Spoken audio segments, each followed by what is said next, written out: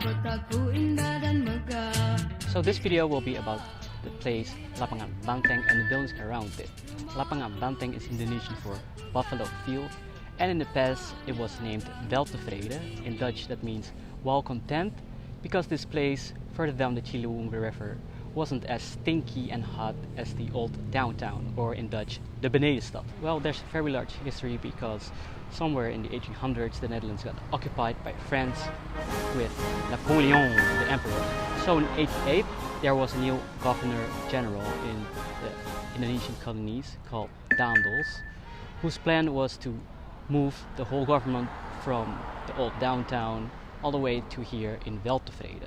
So in 1809 he demolished the old city wall and the castle of Batavia and used it for this building behind me. The building was then known as Het Witte Huis, or the White House in English, or also the Palace of Daendels. And it's made in the neoclassical New Indie style, which you also can see in the art building around the corner, the Palace of Justice, the Pancasila building, the Emmanuel Church, the National Museum, and the National Gallery. Anyway, as the Netherlands was occupied by Napoleon, Britain saw a chance to take over the island of Java.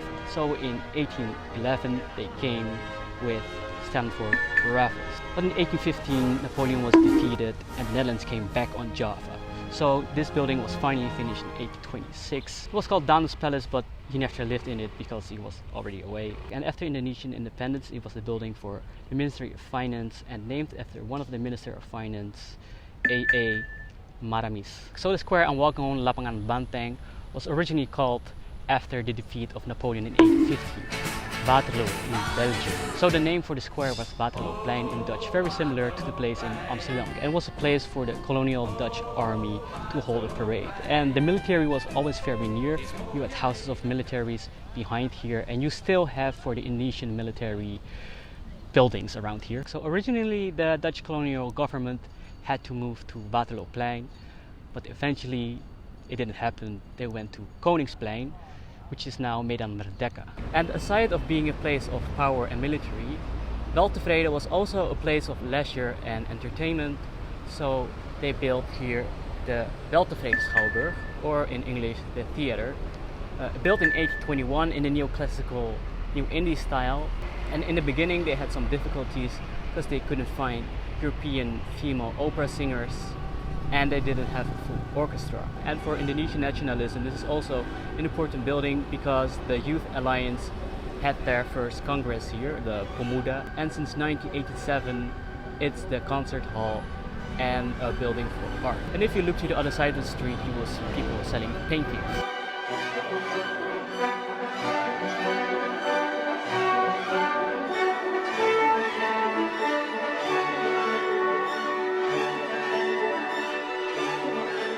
So at the other side, at the northern side of the canal, you can find Pasar Baru, which is Indonesian for the new market. And that's because Pasar Senen, the Monday market, and the Tanah Abang market are much older. This one is from 1820, and the market was always dominated by Chinese merchants who sold all kinds of stuff. I think it was also near a Chinese cemetery, so that's why. You could also find Indian merchants who sold textiles from India. It was popular for quite a long time until the shopping malls came with their cooling air conditioning. Namanya Gang Kelinci, entah apa sampai namanya Kelinci. Mungkin dulu kerajaan Kelinci. Karena So this one is quite chewy, and it's similarly made like poffertjes, little Dutch pancakes, inside a pan with the little small served worms in it. And at Pasar Baru, at the canal, you have Jalan Antara, which is named after this abandoned building. It's built in 1930, the Aneta building, built as a Dutch newspaper or radio station, I don't remember. In 1955, it was taken over by Indonesian PIA, and in 1962 it changed its name to Antara and it became a school of journalism until they moved in 1980, and the building was abandoned and now it's very scary. Ooh. So this building is the Post and Telegraph Office, or in Dutch, Postkantoor, or in Indonesian, Kantor Pos. Built in 1913, now it's known as the Philately building, which is the hobby of collecting post stamps. But now the building is not the post office anymore, it's co-working space and the Starbucks. There's still a post office, but it's another building at the site.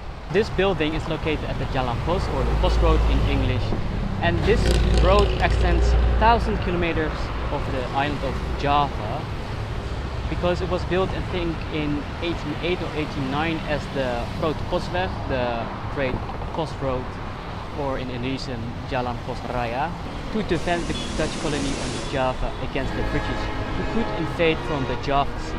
And that was during the time of Daendels, who forced local rulers to provide for labor. Some of those laborers died, which is quite sad, but hey, now you could travel for 4 hours instead of 14 hours to Samarang. It goes all the way from the western part of Java, from Anyer to Jakarta, to Bogor, Bandung, and it goes up north again to Cirebon, Samarang, Surabaya, and in the east, Panaurukan. So for a long time, it was the most important road on the island of Java. So around the square, you also have religious places like this neo-Gothic cathedral from 1901. Since the Dutch came in the 1600s, they only brought one Christian faith with them. That was Protestantism, because even in the Netherlands, Catholicism wasn't that allowed. And the same rules were applied in the colonies in Indonesia, and it was only allowed near the Catholic Portuguese Timor, so West Timor and Flores. And Catholicism was only approved in the Netherlands and the rest of Indonesia after Napoleon was gone and William I was king. So the top spires of the building, they look quite different because they're made of iron and the roof of teak wood.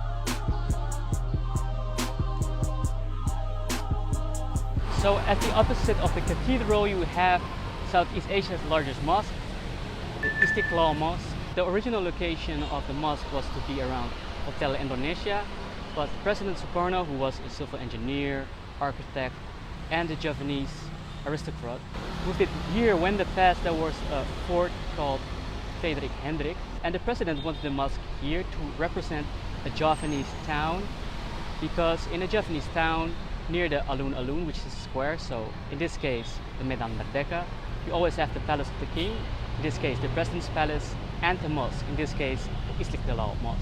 And it also was placed in front of the cathedral to symbolize harmony between religions. So construction began in 1961, but because of political changes only finished in 1978.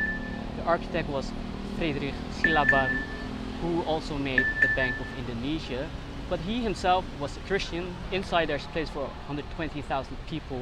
The name Istiqlal means independence, and the diameter is 45 meters, a reference to the year of independence, 1945. And around the corner you also have a Catholic school called Santa Ursula. So after independence, Waterlooplein became a Lapangan Banteng and was changed by President Sukarno into this sporting field, with also this monument, the Liberation Monument, and refers to the liberation of Irian Jaya, or West Papua. After Indonesian independence, the Dutch still hold one land in the east. It was the western part of Papua, or as they called it, Nederlands Nieuw Guinea. So President Sukarno wanted the whole of the former Dutch East Indies, so also the western part of Papua. It almost led to a Cold War because the Soviet Union was involved. But in the end, in 1962, they gave it up, and the western part of Papua was under the United Nations until 1969, when it was handed over to Indonesia. And the Indonesian government changed the name of West Papua into Irian Jaya, which means Great Irian or Victorious Irian. Another project by President Sukarno is this building behind me, the Borobudur Hotel, named after the Borobudur Hindu temple in central Java, and it was intended to be the second international hotel after Hotel Indonesia. But in the past it was a location of military housing, but they demolished it and built a hotel. But because of political changes, it was only finished in 1974. So the building behind me is the Gedung Pancasila. It was originally built in 1830 as somebody's house, but in 1918 the People's Council, or the colonial government, gathered here. In Dutch it was called the Volksraad. And the Volksraad consisted of 60 people, 30 native Indonesians, 25 Europeans, and 5 foreign Orientals, those were Chinese and Arabs. But the council was elected indirectly. Only 2,000 people could vote, mostly of them Europeans. And after independence, it became the building for the Indonesian Ministry of Foreign Affairs. And the building is named after the Pancasila principles, which is very long to explain for this video. So this building with the dome is the Immanuel Church. In the past it was called the Willemskerk, named after Willem I of Oranje-Nassau, the first king after Napoleon left the country. It's a Protestant church. They had services in Indonesian English, but also in Dutch at 10 o'clock.